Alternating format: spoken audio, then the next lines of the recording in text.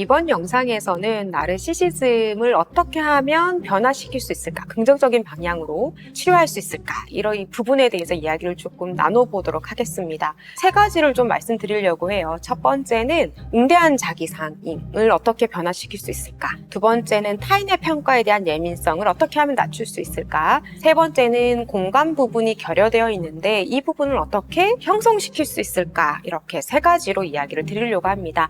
내 스스로 자기에서 성격 특성이 있는데 나 한번 고쳐볼래 라고 할 때는 지금 제가 설명드리는 이 인지치료의 세 가지 방법이 가장 적합하다고 생각되어서 여러분들에게 설명드리고자 합니다. 자, 그럼 첫 번째 웅대한 자기상에 대한 이야기를 좀 드리도록 할게요. 웅대한 자기상을 갖고 계신 분들은 좀 극단적인 이분법적 사고를 갖고 있어요. 극단적인 이분법적 사고가 뭐냐 하면 한쪽은 나는 잘나야 되고 특출해야 되고 우월해야만 해 라는 한쪽과 또 한쪽은 나는 못났어, 나는 열등해, 나는 없어져야 되는 존재야, 칭찬 듣지 않으면 나는 무의미한 존재야, 이렇게 굉장히 극단적인 부분에서 본인을 설명하거나 본인을 이해하고 받아들이는 부분이 있어요. 이걸 우리는 이분법적 사고라고 해요. 굉장히 위험한 사고죠. 이 중간 어디에 있을 수도 있는데, 그렇기 때문에 이 쪽에 있는 것 중에 그들은 무엇을 선택하냐 하면 웅대한 자기상을 자꾸 선택하는 거예요. 나의 열등한 부분을 들키지 않기 위해서 굉장히 우월하고 특출나고 특별하고 지적이며 괜찮은 사람, 그 부분에만 자꾸 집중을 해서 타인에게 보여주고 싶어 하고 인정을 하는 걸 원하는 거거든요. 자, 그럼 이 부분을 어떻게 교정해야 되냐 하면 나는 보통 사람이야, 다른 사람과 똑같아, 같음에 대한 가치를 조금 더 많이 가지도록 노력하셔야 돼요. 보통이 굉장히 어려운 거거든요.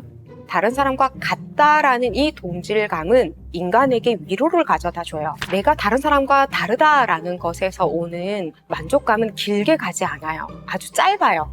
길어봤자 일주일이에요. 근데 내가 누군가하고 소통하고 대화가 되고 그 사람과 내가 같은 부분이 있구나, 아, 내가 누군가하고는 같은 사람이구나 라는 동질감은 평생에 걸쳐서 나에게 힘이 돼요.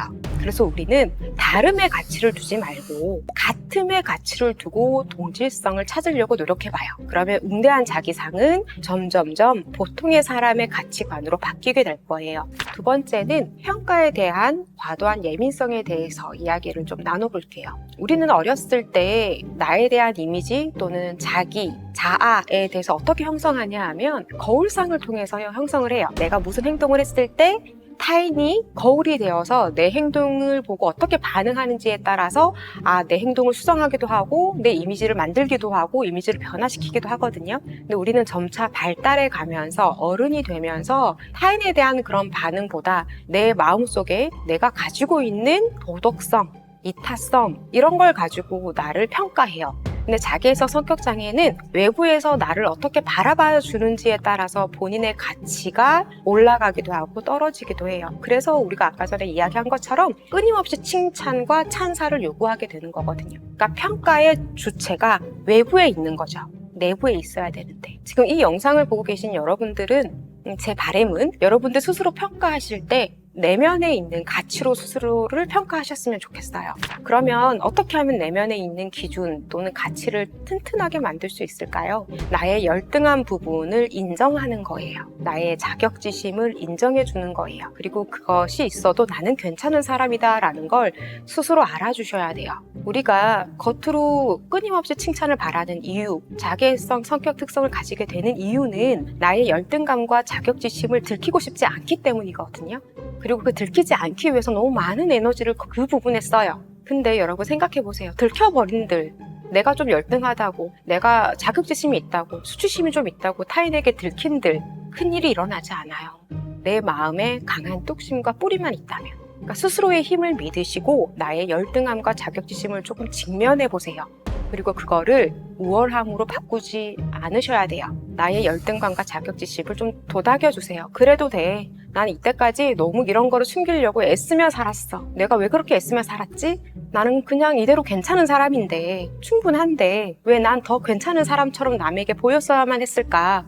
안타깝다. 그렇게 본인을 좀 다독여 주셨으면 좋겠습니다.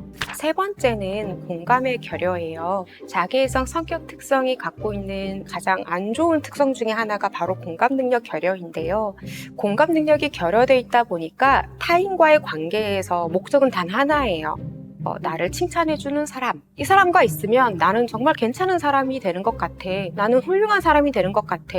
그렇기 때문에 상대방은 나를 끊임없이 칭찬해야 돼. 이런 목적으로 관계를 맺거든요. 그러니까 목적이 있는 관계를 우리는 착취적인 관계라고 얘기를 해요. 사람과 사람은 목적이 없어야 돼요. 그저 그 사람이 좋기 때문에, 그저 그 사람과 만나면 행복하기 때문에 우리는 관계를 맺어야 되는데, 나만이 갖고 있는 일방적인 목적이 있다면 그건 착취적인 관계예요. 그러니까 이 사람은 나를 칭찬해주고 이 사람을 만나면 내가 우월한 느낌을 받기 때문에 관계를 맺는다라는 걸 일단 본인이 알아차리셔야만 해요. 그리고 이러는 이유는 공감이 결여되어 있기 때문에 내가 이런 거구나 라는 걸 본인이 좀 깨달아야 돼요. 공감 결여는 본인이 내가 그렇구나라고 깨닫지 않으면 나아지지 않아요. 이 영상을 보는 분들 중에 만약에 정말 나르시시즘 또는 자기애성 성격 장애 진단을 받을 만하신 분들은 아마 본인의 공감 능력이 떨어진다는 걸 아마 모르실 거예요.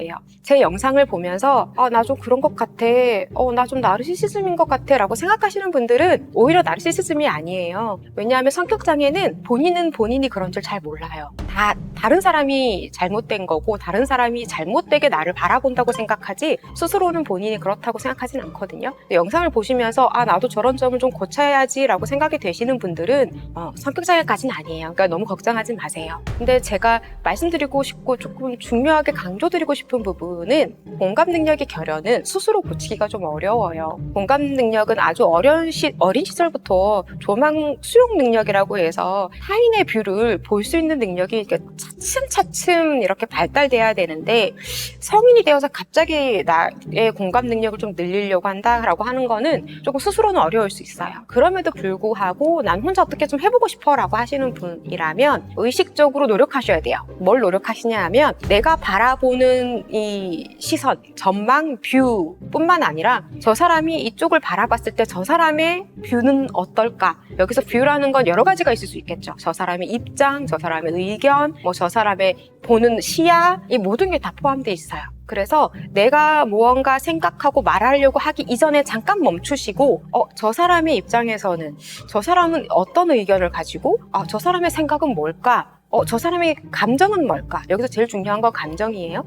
저 사람은 어떤 감정을 가질까라는 걸 먼저 한번 생각해 보는 거. 이게 세 번째 알려드리는 방법이에요. 내가 무언가를 하려고 하기 전에 칭찬이나 관심을 받으려고 하기 전에 잠깐 멈추세요. 잠깐 멈추고 상대방 입장에서 지금 내 얘기를 들었을 때 어떤 기분이 들까? 그리고 저 사람은 나랑 만났을 때 어떤 대화를 하고 싶을까? 그것만 잠깐 생각해 보세요.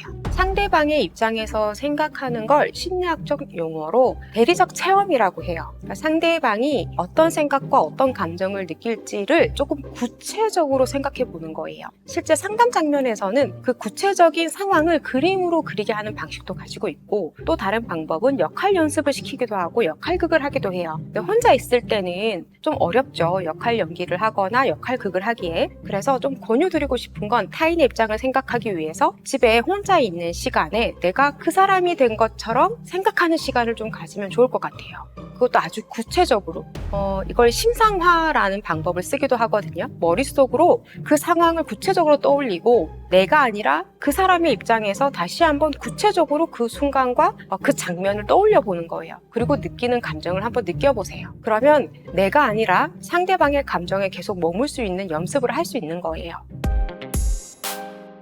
오늘 제가 말씀드리는 세 가지 방법은 심리치료라고 생각하지 마셨으면 좋겠어요. 이 방법만으로 치료가 된다고는 말씀드리기 어려워요. 혼자서 해보고 싶으신 분들에게 제안드리는 방법들이지 이게 치료예요 라고 말씀드릴 수는 없어요. 근데 내 생각에, 본인들의 생각에 나는 조금 그 성향이 강해, 나르시시즘의 성향이 강해, 그래서 나는 좀 변화해야겠어 라고 생각하신다면 가까운 곳에 상담소라든지 아니면 병원 을 찾으시는 걸 권유드려요. 그리고 나는 그런 성향이 아닌데 내 주변에 그런 사람이 있다. 나르시시즘을 좀 그 경향이 있는 사람이 내 주변에 있다. 근데 그 사람이 너무 소중해요. 너무 오래된 관계이고 그 관계를 해치고 싶지 않다라면 그분에게도 좀 권유하셨으면 좋겠어요. 근데 그분에게 권유하실 때 그냥 한번 가봐 이렇게 얘기를 한다고 해서 아마 그분이 상담을 받거나 치료를 받거나 하지는 않을 것 같아요. 그래서 소중한 사람이라면 좀 손을 같이 잡고 그 상담이라는 문턱을 그분이 좀 넘을 수 있게 좀 도와주셨으면 좋겠다라는 바람이 있습니다. 그리고 주변에 나르시시즘을 가지고 계신 분이 있는데 소중한 사람은 아니에요. 그리고 관계가 그렇게 깊은 사이도 아니고 유지될 것 같지도 않아요. 그런 사람에게는 크게 그분이 하는 행동에 마음을 다치지 않았으면 좋겠어요. 아, 그분은 맞아. 김혜연 선생님이 영상에서 그분은 이러이러해서 이럴 수도 있다고 했어 라고 이해하시면 좋을 것 같아요. 우리가 이런 영상을 찍는 이유는 제가 저번 영상에도 말씀드렸지만 그분들을 배척하거나 또는 어떤 증상 또는 진단으로 규정 지으려고 우리가 이런 영상을 찍는 게 아니라 좀 더 이해하고자 하는 마음으로 우리가 함께 하는 거니까 아, 그분은 그런 분이구나, 그럴 수도 있지 라는 마음으로 그분들을 좀 바라봐 주셨으면 좋겠습니다.